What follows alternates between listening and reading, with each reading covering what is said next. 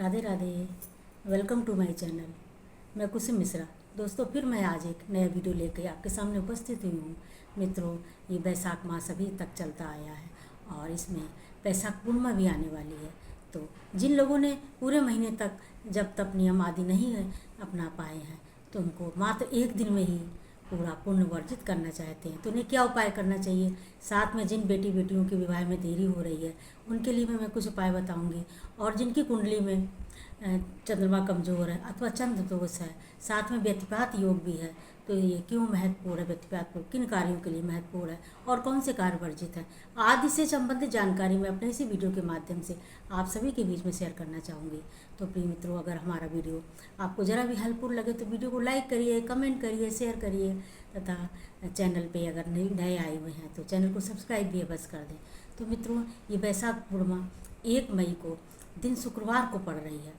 तो शुक्रवार को पढ़ने की वजह से इसका महत्व और बढ़ जाता है, क्योंकि जैसा कि पूर्णिमा देवताओं की होती है, भगवान विष्णु की आराधना विशेष तौर से की जाती है, तो माँ लक्ष्मी का दिन होने की वजह से इसमें हमें और पुण्य में बढ़ोतरी करने का शुभ अवसर हमें मिला है। जिनको पास पैसे का अभाव है अथवा जिनके बेटियों का समय से विवाह नहीं हो पा रहा है या कुंडली में चंद्र दोष है अथवा चंद्रमा कमज़ोर है, उनके लिए भी मैं उपाय इसी वीडियो के माध्यम से आप सभी के बीच में शेयर करना चाहूँगी। तो मित्रों, करना क्या है, जो लोग पूरे महीने नियम नहीं अपना पाए हैं तो पहले तो मैं उनके लिए नियम बताऊंगी। करना क्या है, प्रातःकाल उठ करके ब्रह्म मुहूर्त में और स्नान ध्यान करना चाहिए। और स्नान करने के साथ जो लोग किस पवित्र सरोवर में अथवा गंगा स्नान करना चाहते हैं तो उनके लिए अति पुण्यदायक होगा। तो उन्हें गंगा जी में जाके अपनों के लिए सिर्फ अपने लिए 5 डुबकी लगाएं और अपनों के लिए 3-3 डुबकी लगाना अवश्य चाहिए, जिनमें कि उनको भी इसका पुण्य मिले।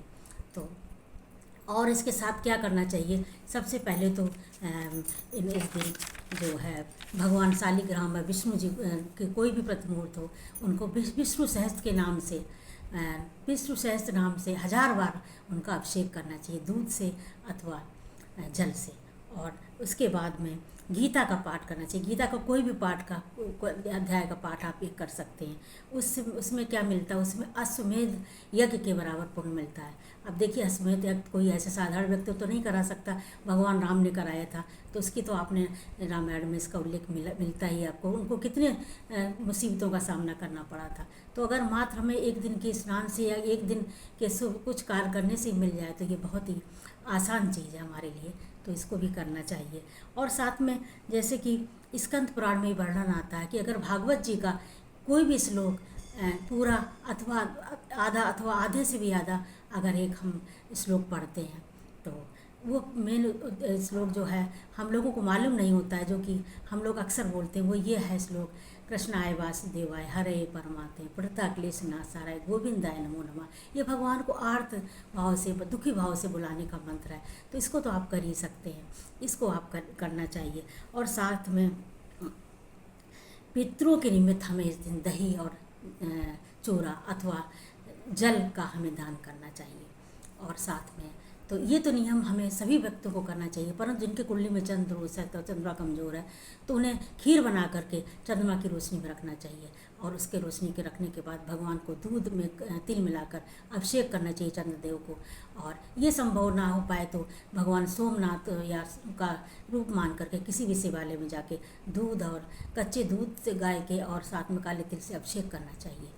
और उसके साथ में हमें जिनकी कुंडली में जिनकी कुंडली में पितृ दोष है तो उनको भी ये नियम अपनाना चाहिए। साथ में इस दिन व्यतिपात योग है तो भगवान को व्यतिपात का शास्त्रों में वर्णन ये मिलता है कि ये जैसे भद्रा में शुभ कार्य वर्जित होते हैं, ऐसे व्यतिपात योग में शुभ मांगलिक कार्य नहीं करना चाहिए। ये उससे भी बढ़ के बहुत ही अनिष्टकारक होता है व्यतिपात योग, परंतु ये शुभ मंगलकारी होता है। ये कौन से कार्य करने के लिए, जब तब दान पुण्यात के लिए इसमें 1000 गुना हमें पुण्य मिलता है। और मित्रों, जब व्यतिपात प्रारंभ होता है तो एक बालक की तरह होता है। जो जो बालक जैसे बढ़ता चला जाता है तो वो उसके कर्म बढ़ते चले जाते हैं, उसका शरीर का विकास भी बढ़ता उसी चला जाता है। उसी प्रकार से ये व्यतिपात योग है। प्रारंभ में इसका जब बाल्यावस्था में होता है उसका पुण्य कम मिलता है, जब युवावस्था में या किशोरावस्था में अर्थात वृद्धावस्था में होता उतना उतना ही उसका पुण्य बढ़ता चला जाता है। कहते हैं जो आखिरी का जो योग होता है उसमें 100 करोड़ गुना हमें पुण्य मिलता है। तो इसका हम इस समय पितरों के निमित्त हमें इसमें तर्पण करना चाहिए। जिनके पितृ अधोगत में हैं अथा वो अधोगत में हैं तो उनको मोक्ष मिल जाती है, वो अपने पथ पर आगे बढ़ते चले जाते हैं। तो इस दिन हमें इसका अवश्य करना चाहिए, ये पितरों के निमित्त इस जलदान या तर्पण अवश्य करना चाहिए। तो अर्पण करने के साथ जिन बेटे बेटियों के विवाह में देरी हो रही है तो उनको स्वयं प्रातःकाल उठ करके पूर्णमावास दिन प्रातःकाल उठ करके कच्चे दूध से अपने बालों में और शरीर में थोड़ा सा लगाने के बाद वो जब सूख जाए तो स्नान करना चाहिए और 12 चीज़ों का दान करना चाहिए। वो 12 चीज़ें कौन कौन सी हैं?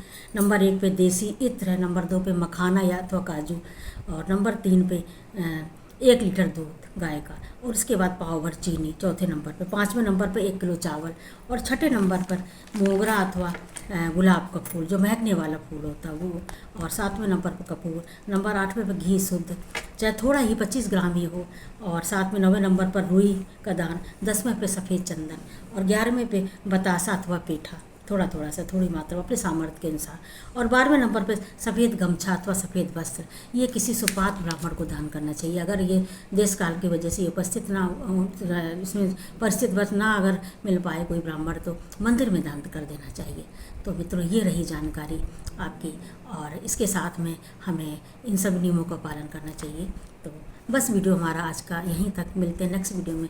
तब तक के लिए राधे राधे, धन्यवाद।